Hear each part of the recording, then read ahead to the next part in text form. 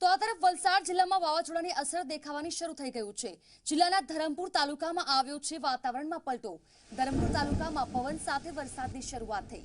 વરસાદને લઈ ખેડૂતોમાં ચિંતાનો માહોલ છવાયો છે। રાજ્યના મોટાભાગના જિલ્લાઓમાં વાતાવરણમાં પલટો જોવા મળ્યો છે। તોકતે વાવાઝોડાની આગાહી સાથે વલસાડ જિલ્લાના વાતાવરણમાં પલટો આવ્યો છે। જિલ્લાના દરિયા કિનારા વિસ્તારમાં તિથલના દરિયા કિનારે આસપાસના વિસ્તારોમાં વરસાદની શરૂઆત થઈ। આ સાથે તિથલના દરિયામાં ભરતીનો પણ સમય થયો હોવાથી દરિયામાં ઊંચા મોજા ઉછળ્યા અને સાથે વરસાદ પણ ચાલુ થયો છે। વાદળછાયા વાતાવરણ વચ્ચે જિલ્લાના અનેક વિસ્તારોમાં વરસાદની શરૂઆત થઈ। વલસાડના તિથલના દરિયા કિનારા પર વરસાદી માહોલ અને દરિયામાં તોફાન સાથે જ દરિયો તોફાની મૂડમાં જોવા મળ્યો।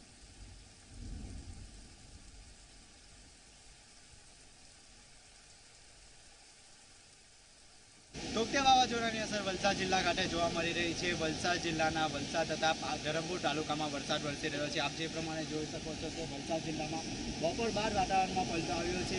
વાતાવરણમાં પલટો આવવાની સાથે સાથે જે દરિયો છે દરિયામાં પણ કરંટ જોવા મળી રહ્યો છે।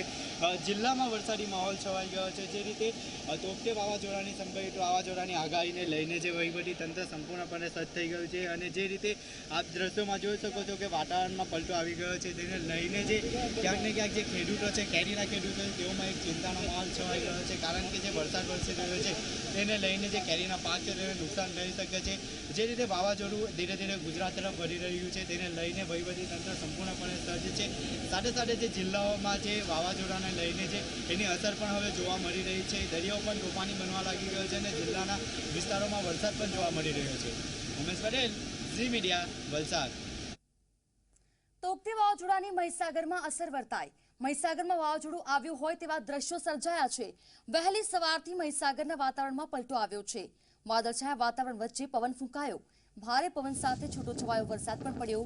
ભારે પવન અને વરસાદથી ખેડૂતોની ચિંતા વધી ગઈ છે। તો મહીસાગરમાં વાવાઝોડું આવ્યું હોય તેવા દ્રશ્યો જોવા મળ્યા છે। આપ દ્રશ્યો જોઈ શકો છો।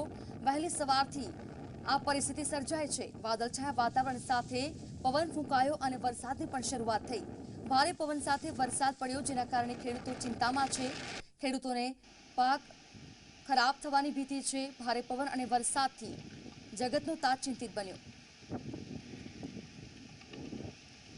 સંવાદદાતા અલ્પેશ સુથાર ફોનલાઈન પર। અલ્પેશ, મહીસાગરમાં વાતાવરણમાં પલટો આવ્યો છે, અત્યારે શું પરિસ્થિતિ? જી બિલકુલ, જરા જો વાત કરીએ તો જે રીતે તોકતા વાવાઝોડાની આગાહી ગુજરાત રાજ્યમાં અનેક જિલ્લાઓમાં કરવામાં આવી છે, ત્યારે મહીસાગર જિલ્લામાં આજરોજ વહેલી સવારથી જ વાતાવરણમાં પલટો આવ્યો છે અને ત્યારબાદ પલટો આવ્યા બાદ જે રાજસ્થાનનો સરહદી વિસ્તાર છે, જ્યાં ગ્રામીણ વિસ્તાર છે, ત્યાં ભારે પવન સાથે વાવાઝોડું ફૂંકાઈ રહ્યું છે। ત્યારે જિલ્લાના જે અમુક વિસ્તાર છે ત્યાં વરસાદી છાંટા પણ પડ્યા હતા, જેને લઈને ક્યાંક ને ક્યાંક જે ખેડૂતો આ વાવાઝોડાથી અજાણ હતા અને ખેડૂતોમાં પણ ક્યાંક ને ક્યાંક નુકસાનની ભીતિ છે તે સેવાઈ રહી છે। જી તરફ બિલકુલ અલ્પેશ, આભાર આપનો। તો તોકતે વાવાઝોડું હજુ ગુજરાતથી 640 કિલોમીટર દૂર છે, ત્યાં જ મહીસાગરમાં આવા દ્રશ્યો જોવા મળ્યા છે।